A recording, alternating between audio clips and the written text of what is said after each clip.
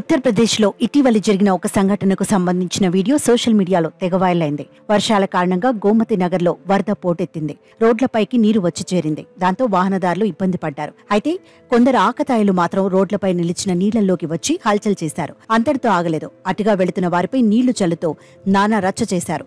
మహిళతో పాటుగా బైక్పై వచ్చిన వ్యక్తిని ఇబ్బంది పెట్టారు. వారిద్దరిపై నీళ్లు చల్లుతో ముందుకు కదలనీయలేదు.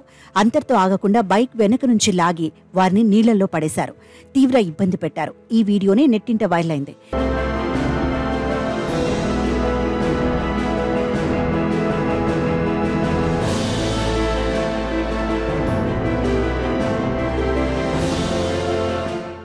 నెటిజన్లు ఆకతాయిలపై ఆగ్రహం వ్యక్తం చేశారు. ఇక వైరల్ వీడియోపై ప్రభుత్వం, పోలీసులు, ఉన్నతాధికారులు కూడా సీరియస్గా స్పందించారు.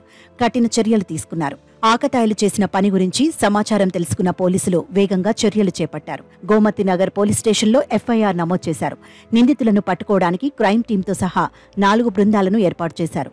దర్యాప్తులో సీసీటీవీ ఫుటేజీలను సేకరించిన పోలీసులు 16 మంది నిందితులను అరెస్ట్ చేశారు. ఈ సంఘటనపై రాజకీయంగానూ ఉత్తరప్రదేశ్ ప్రభుత్వంపై ఒత్తిడి పెరిగింది.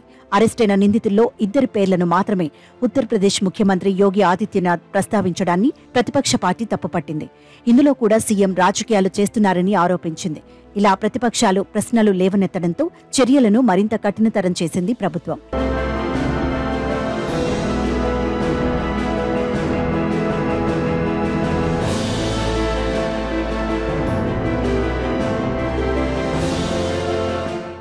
ఈ కేసులో నిర్లక్ష్యం వ్యవహరించిన కారణంగా డీసీపీ, ఏడీసీపీ, ఏసీపీలను బదిలీ చేసింది. అంతేకాదు ఒక ఎస్హెచ్ఓ, అవుట్పోస్ట్ ఇన్ఛార్జి సహా పలువురు కానిస్టేబుళ్లను సస్పెండ్ చేసింది. మొత్తంగా 2 పోలీసులను బదిలీ చేయగా 5గురిని సస్పెండ్ చేశారు. ఈ సందర్భంగా ఉత్తరప్రదేశ్ ప్రభుత్వం ఆకతాయి పనులకు పాల్పడే వారికి సీరియస్ వార్నింగ్ ఇచ్చింది. ఇతరులకు ఇబ్బంది కలిగించేలా వ్యవహరిస్తే నిందితులను కఠిన చర్యలు తీసుకుంటామని పేర్కొంది. నేరస్తులపై ఎలాంటి కనికరమూ ఉండదని యోగి ప్రభుత్వం పేర్కొంది.